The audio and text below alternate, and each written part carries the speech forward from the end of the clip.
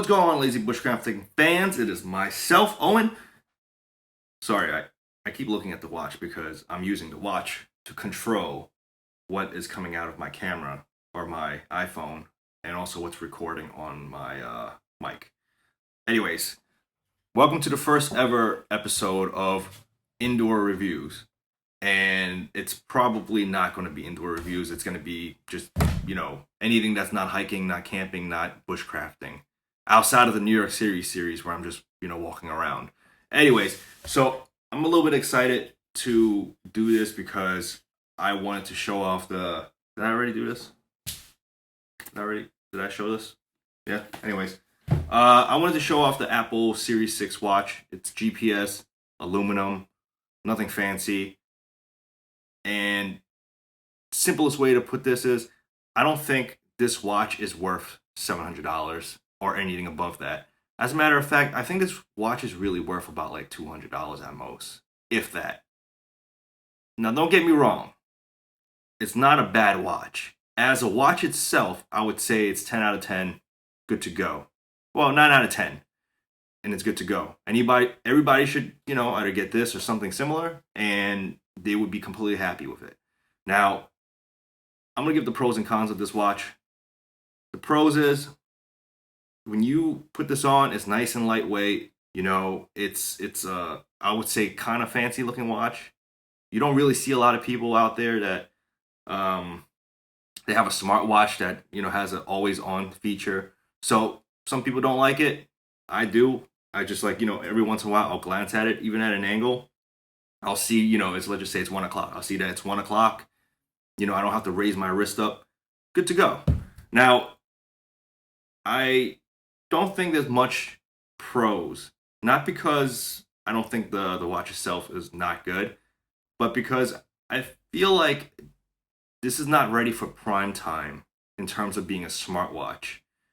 And the reason why I'm saying that is because for me to really like something, there's got to be less of a issue when it comes to, let's just say, batteries or having to supplement this by constantly charging it. So for example, the other day I put it on the charger, and for whatever reason the thing didn't charge.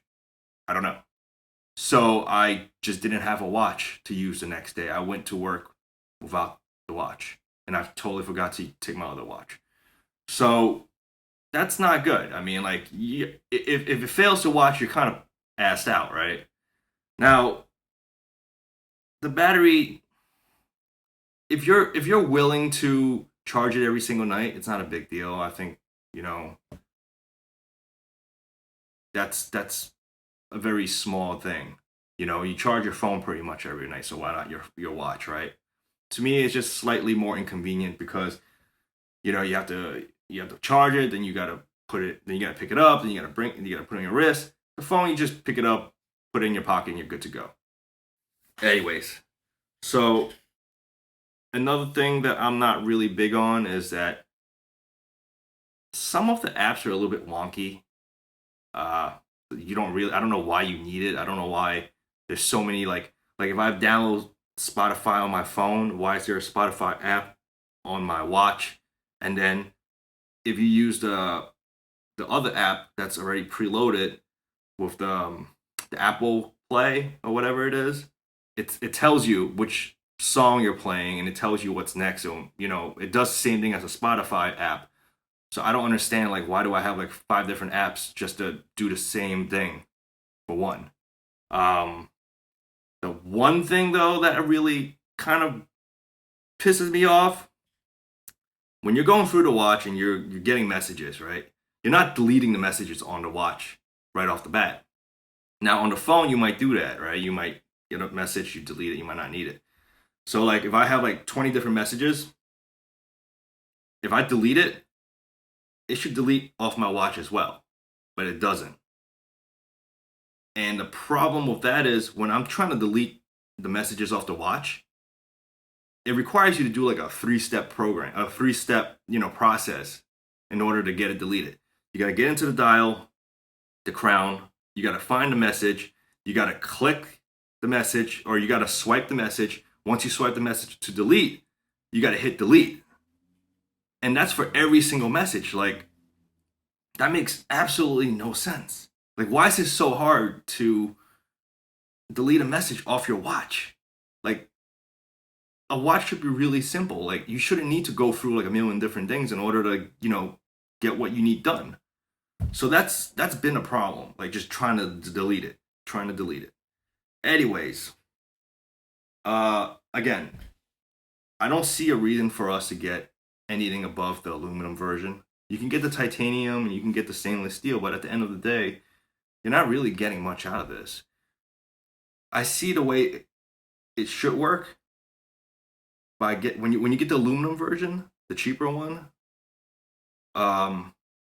you're probably gonna want to change this watch out in the next like 3 years or something, anyways. So why am I gonna pay almost double the price for one watch that's similar in function? Now I get it. Why get this versus that? Why have this type of car versus that type of car? If you can afford it, you can afford it. But it's not about affording it or not. I mean, I could get the watch. It's just I don't see a need for it because it's gonna get banged up, and you're gonna want to change it out. And then by the time 2 years down the line, and they come out with like iOS 25 or something like that, or Apple Watch OS 25 or whatever it is, it's gonna be practically useless. So I don't. You know what? I'm not gonna say useless, but it's gonna be not as functional. It's gonna be slower. Things are gonna get bogged down, and you know, you're probably gonna get a little bit pissed off at it, just like how you get pissed off at like the phones when they start to slow down. Anyways, I'm not gonna keep this video going for too long because then I'm just gonna be complaining at this point. I hope you guys enjoyed the review, and if you do, like, thumbs up, subscribe, share. All right, thanks.